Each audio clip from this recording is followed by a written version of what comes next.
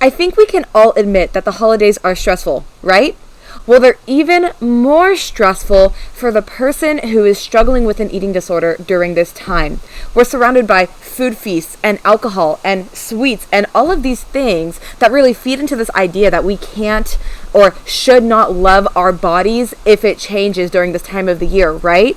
And for anybody who struggles with their relationship with food, I want you to know that you are not alone, and that's why in this video we are going to dive into how you can accept your body during this time of the year.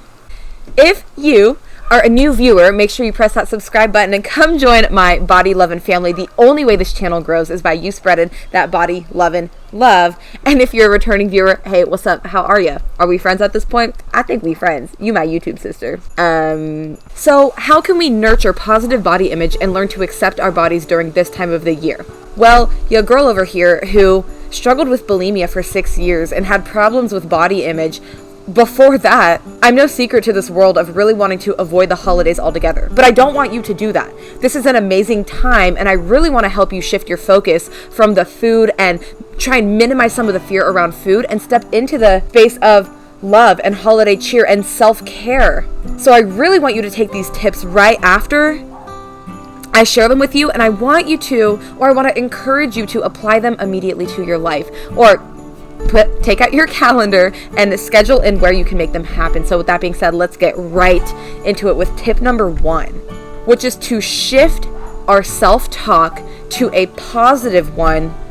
And anytime we can't do that, shift it to a neutral one. You guys, it takes 16 positive comments to override one negative comment. And for anybody out there who is struggling with their relationship with food or body image, you know that those toxic thoughts just do not stop and they can crowd your space. Well, I'm here to tell you that it is 100% possible to change the ingrained nature of your most detrimental thoughts about this, and we can do that through positive self-talk. By continuing to feed your brain with positive messages, eventually you start to believe it. You want to know why?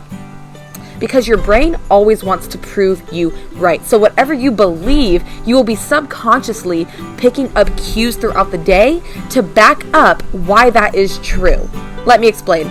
If my belief system is that I'm ugly or I'm too big or I'm too jiggly or whatever it is, it doesn't matter if I look at myself in the mirror. It doesn't matter what I eat. It is always going to reinforce this idea that I have because I want to be right and I'm going to prove myself right even when I'm not consciously aware of it, right?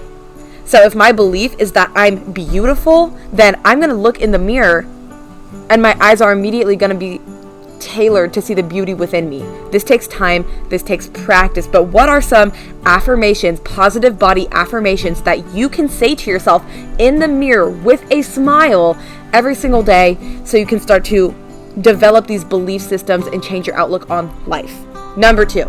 You want to find a way to move that feels good to you. So maybe this is a 10-minute or 30-minute, however long yoga practice in the morning. Maybe it's a light walk, something that feels good to you and you want to do as a celebration for what your body is capable of, not a punishment for what you ate. So you really want to be self-aware as to what feelings are surrounding the workout that you're doing and do something that you love. You guys, life is too short to not do what you love just because you're worried about what your body's going to look like as a result. Okay, there's no point of beating yourself up at the gym or with some weights if you absolutely despise it just because you're so worried about the cupcake you ate at dinner, right? So brainstorm. Any kind of movement is good for you. So take out a sheet of paper and start to brainstorm what kinds of movement might feel good to you. Is it yoga? Is it stretching in general? Is it a light walk? Is it working out? Is it a run? I really want this to come from a place of love and acceptance of what your body can do. So this is a mindset shift you will have to work on, but then start incorporating it into your life by taking a look at your schedule. Literally pull out your Google Calendar and look at your schedule and think to yourself, where can I fit this in? And I actually want you to schedule it in. Pull out your calendar and look, where do you have some free time? And then commit to that. A small action every single day, a couple times a week, will make you feel great. I also want to introduce to you the idea of somatic therapy, or somatic movement. This is an idea that I just recently got introduced to, and there's this guy named, Peter Levine. It's a form of psychotherapy that involves movement. I don't know much about it, but I'm learning, and what I found out about it so far, from what I know, is somatic therapy combines talk therapy with what are sometimes considered alternative forms of physical therapy. The therapist helps you revive memories of traumatic experiences and pays attention to any physical responses you have once the memory is recovered.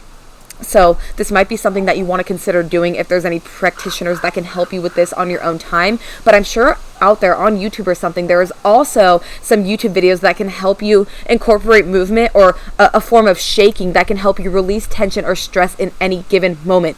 Fun fact, it is impossible to be depressed or to feel depressed when you are in a peak physical state, right? So working out, exercise, physical movement. If you're feeling badly about yourself, get moving, start dancing. I promise it will make you feel better. And if you want me to do a separate video on somatic therapy, I would love to do research on that. Let me know down below. I think it can be really beneficial to a lot of people based on what I know so far. So I have one more tip to share with you, but first, if you have gotten any value out of this whatsoever, I'm really trying to reach as many people as I possibly can with this channel. There are so many people who don't love themselves and don't love their bodies, and they're not confident, and I want to reach those people. Your girl wants to help those people, so it helps me in the YouTube algorithm if you drop me a comment and drop me a like and like my channel, so the algorithm pushes me, and then the YouTube gods be like, hey, your channel's great, so follow that girl. So help me out, and let's move on to the third and final tip I have for you, which is to separate how you feel from how you look. I've talked about this before. This is a great tip, especially for the holiday seasons, because we often will be feeling really gross. We'll look at ourselves in the mirror and we'll be like, yep, I look really gross too. Or we will feel fine and we'll look at ourselves in the mirror and then our mood is immediately shot. Have you ever been there? Like, you wake up, you look in the mirror, and you let what you think you see dictate your mood for the whole day? That ain't cool. That ain't cool, sis. That ain't cool. So I really want us to shift our focus on how we feel. Wake up in the morning and analyze, how am I feeling in my body right now? Good? Okay, great. Move on with your day. You don't need to look at your body, your physical appearance to justify or prove yourself wrong. And if you wake up and you're feeling groggy, then leave it at that. You don't need to prove yourself right by looking in the mirror. This can also help people who struggle eating at all, or they have a fear around eating food. I know a lot of my community struggles with this as well, because it can really help you separate your emotional brain from your logical brain, right? Emotionally, you might not want to eat. You might think that it will cause you to gain weight and then you'll be ugly. But logically, you're feeling cold, you're feeling weak, you're feeling tired. And so if we can separate the two, then you might think logically, I know I need to eat, I know I need to nourish my body. And then you can go about eating based on what you know to be true, not what you're feeling in any given moment, right? Feelings come and go, they don't last forever. Practice separating your self-worth from your body, and then thinking logically through the holidays and what's going to make you feel good, and what are the systems you can have in place for when you're not feeling so good. I have so many resources on this, and I'm uploading a YouTube video that you're going to need a special link to join, and it's going to be my Loving Your Body Through the Holiday Seasons recap. If you're interested in that, drop me a comment down below and let me know. But until then, like, subscribe, share. Let's reach millions. I clearly am not doing a good job at making my videos shorter. Goodbye.